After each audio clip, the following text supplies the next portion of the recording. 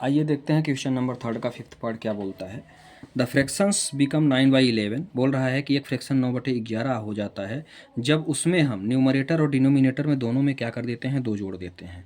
फिर इसके बाद बोल रहा है कि फिर इसके बाद यदि हम दोनों में 3 जोड़ देते हैं, न्यूमरेटर और डिनोमिनेटर में क्या करते हैं, 3 जोड़ देते हैं, तो वो क्या हो जाता है, 5/6 हो जाता है। तो आपको फ्रैक्शन ज्ञात करना है, वही फ्रैक्शन आपको क्या करना है, ज्ञात करना है। तो चलिए देखते हैं। सबसे पहले तो हमको न्यूमरेटर और डिनोमिनेटर दिया हुआ है वही निकालना है, तो उसी को हम क्या कर लेते हैं, मान लेते हैं। ठीक है, तो late numerator equal to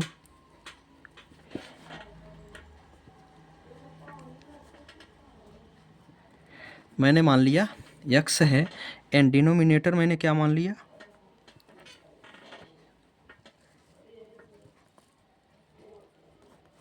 denominator मैंने मान लिया y है ना। यदि मैं फ्रैक्शन की बात करता हूँ तो भाई मेरा फ्रैक्शन क्या बनेगा फिर, मतलब फ्रैक्शन इक्वल टू क्या होगा भाई, न्यूमरेटर अपॉन डिनोमिनेटर होता है, तो यही मेरा फ्रैक्शन बनेगा। मतलब यही मुझे क्या करना है, ज्ञात करना है। ठीक है, अब x और y का मान यदि हम निकाल लें तो हमारा क्या हो जाएगा, फ्रैक्शन निकल जाएगा। ठीक है, तो अब चलिए चलते हैं सल्यूशन पर। सल्यूशन क्या भाई, सबसे पहले क्या बोल रहा है, पहले तो हम इक्वेशन निकालेंगे तब तो सल्यूशन करेंगे। तो सबसे पहले दोनों इक्वेशन पर चलते हैं अकॉर्डिंग टू क्वेश्चन। क्या बोल रहा है भाई, पहला तो बोल रहा है कि न्यूमरेटर और डिनोमिनेटर में यदि हम दोनों में 2 जोड़ देते हैं तो हमको क्या मिलेगा, हमको मिल जाएगा 9/11। ये मेरा पहला है ना। इसको थोड़ा सा सॉल्व कर लो आप। थोड़ा सा सॉल्व करेंगे तो ये क्या हो जाएगा, ये हो जाएगा 11x, इसका यहाँ मल्टीप्लाई और इसका यहाँ मल्टीप्लाई कर देते हैं, तो ये हो जाएगा 11x + 22 equal to 9y equal to 18। ठीक है, इसको थोड़ा सा सिंप्लीफाई कर लेते हैं। यदि हम सिंप्लीफाई करने का प्रयास करें, सॉरी यहाँ कुछ गलत कर दिया मैंने, डबल कर दिया है ना, याद है यहाँ पे प्लस होगा, +18 9y + 9 2 जा 18। ठीक है, अब आइए देखते हैं आगे क्या होगा भाई, इसको थोड़ा सा सॉल्व करेंगे। तो ये है 11x और ये 22 है, तो यहाँ हम ला लेते हैं, यहाँ से हो जाएगा मेरा, सॉरी इसको काट ही देते हैं, 11x - 9y को इधर ला लेते हैं, और ये मेरा है 18 और इधर लाएंगे माइनस को, तो ये हो जाएगा 22। ठीक है, अब आगे देखिए क्या होगा भाई, ये 11x माइनस, अब इसको यदि हम थोड़ा सा सिंप्लीफाई और करने का प्रयास करें तो ये हो जाएगा 9y तो मेरा रहेगा ही, और यहाँ से मुझे मिल जाएगा -4। यही मेरा हो जाएगा इक्वेशन फर्स्ट। चलिए सेकंड इक्वेशन को निकालने का प्रयास करते हैं। सेकंड इक्वेशन क्या है, ठीक है, सेकंड इक्वेशन क्या कह रहा है कि यदि मैं, सेकंड स्टेटमेंट, यदि मैं न्यूमरेटर और डिनोमिनेटर में क्या जोड़ दूँ, 3 जोड़ दूँ, तो मुझे क्या मिल जाएगा, मुझे मिल जाएगा 5/6 या 5/6। सेम इसको भी ऐसे ही सॉल्व करने का करते हैं। तो यहाँ पे क्या हो जाएगा, यहाँ हो जाएगा 6x + 18, कुछ नहीं है, 3 मल्टीप्लाई कर देते हैं इसको ऐसे और ऐसे, तो 6x + 18 इक्वल टू 5y + 15। ठीक है, इसको भी ऐसे सॉल्व कर लेते हैं। तो ये हो गया 6x, अगली स्टेप में 5y को इधर भेज देते हैं, तो ये हो जाएगा -5y, और यहाँ से आगे यदि हम सॉल्व करना चाहें तो 15 तो रहेगा, और इधर आके 18 हो जाएगा माइनस में।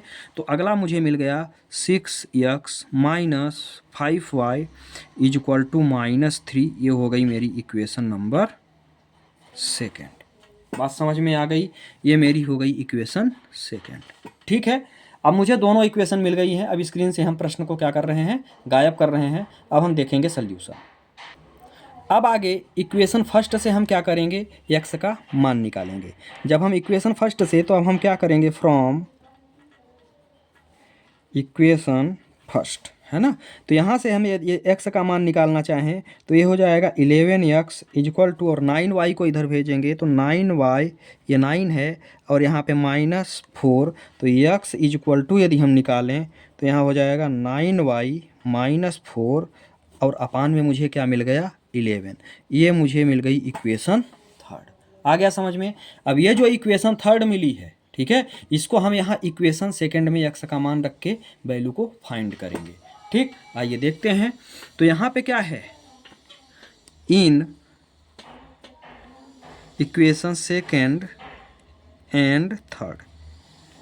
इन तीनों इक्वेशन, दोनों इक्वेशंस में हम सोल्यूशन निकालेंगे। यक्स का मान रखिए यहाँ पे 6 इंटू यक्स का मान क्या है भाई 9y माइनस 4 और अपान में आपने क्या निकाला है 11 है, ठीक है, minus 5y is equal to है क्या -3। तो ये सीधे डायरेक्ट इस इक्वेशन में सेकंड में मैंने मान रख दिया, बाकी कुछ नहीं किया, सिर्फ वैल्यू पुट की है ना। अब इसके बाद आगे क्या करेंगे, इसको सिर्फ सोल्यूशन करेंगे। तो ये क्या हो गया 54y माइनस 24 माइनस 55y, यहाँ कुछ नहीं है 1 है, इसका एलसीएम लेंगे 11 25 55, 11 5 जा 55 और इज इक्वल टू इधर करेंगे तो ये हो जाएगा मेरा -33। एक ही लाइन में इसको हमने सॉल्व किया है, बाकी कुछ नहीं किया।